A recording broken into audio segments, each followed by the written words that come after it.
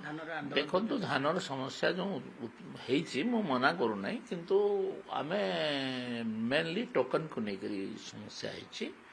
ଆମେ ଏ ସମସ୍ୟାର ସୃଷ୍ଟିକର୍ତ୍ତା କିଏ? ଟୋକନ ସିଷ୍ଟମ କ'ଣ ପାଇଁ ହବ? ଟୋକନ ସିଷ୍ଟମ ଇଜ ରଙ୍ଗ।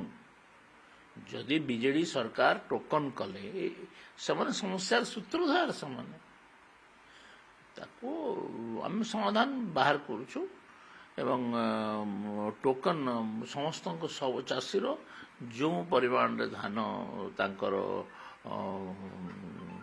ଡିଷ୍ଟ୍ରିକ୍ଟ ଲେଭେଲ ପ୍ରୋକ୍ୟୁରମେଣ୍ଟ କମିଟିରେ ଡିସାଇଡ୍ ହେଇଛି ସେଇ ହିସାବରେ ଆମେ ଧାନ ସଂଗ୍ରହ କରିବୁ।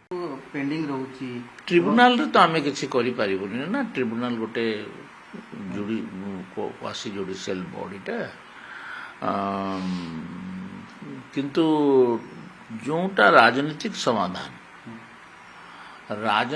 ସମାଧାନ ହେବା କଥା, କଥାବାର୍ତ୍ତା ଜରିଆରେ ଛତିଶଗଡ଼ ସରକାର ସାଙ୍ଗରେ ଆମେ କଥାବାର୍ତ୍ତା ହେଇକରି ସେ ସମସ୍ୟାର ସମାଧାନ କରିବାର ଚେଷ୍ଟା କରିବା।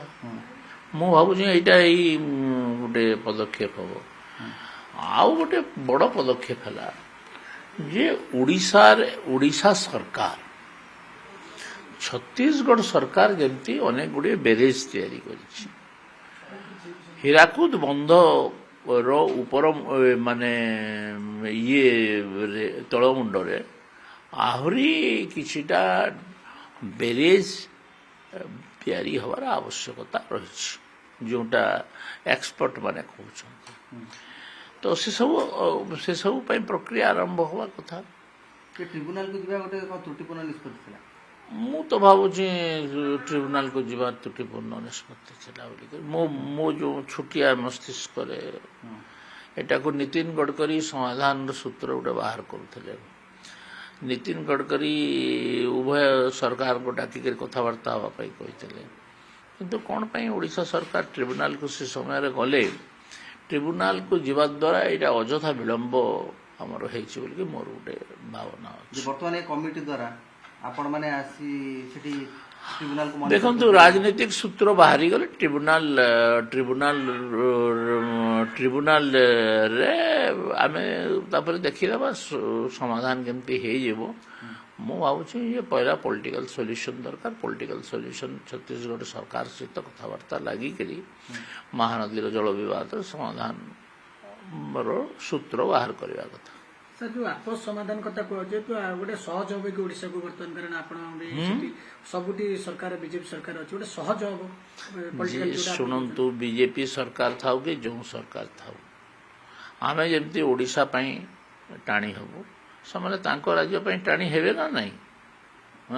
ସ୍ୱାଭାବିକ ପ୍ରକ୍ରିୟା।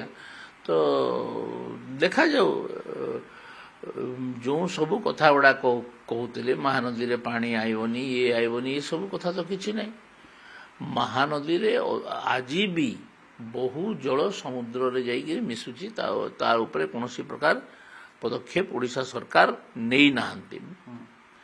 ତ ମୋର ସଜେସନ ହେଲା ଯେ ଆମ ପାଖରେ ଥିବା ଜଳକୁ ଆମେ ତାକୁ ବିନିଯୋଗ କରିବା କଥା, ଶକ୍ତି ଉତ୍ପାଦନ କ୍ଷେତ୍ରରେ ଏବଂ ଜଳସେଚନ କ୍ଷେତ୍ରରେ।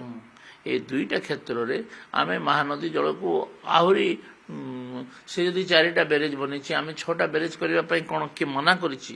ବହୁତ ବଡ଼ ପ୍ରକଳ୍ପ ହେଲେ ସିନା କେନ୍ଦ୍ର ସରକାରଙ୍କର ଅନୁମତି ଦରକାର। ବ୍ୟାରେଜ ତିଆରି କରିବା ପାଇଁ ଆମକୁ କାହାର ଅନୁମତି ଦରକାର ନାହିଁ। ରାଜ୍ୟ ସରକାରଙ୍କ ନିଷ୍ପତ୍ତି ସଫିସିଏଣ୍ଟ। ତ ଏଥିପାଇଁ ଏକ୍ସପର୍ଟ ମାନଙ୍କର ଗୋଟେ ମନ୍ତବ୍ୟ ନେବା କଥା, ଯେଉଁମାନେ ଏ ଦିଗରେ ପାରଙ୍ଗମ ଅଛନ୍ତି। ଆମେ ତ ଜେନେରାଲ ଲୋକ ନା,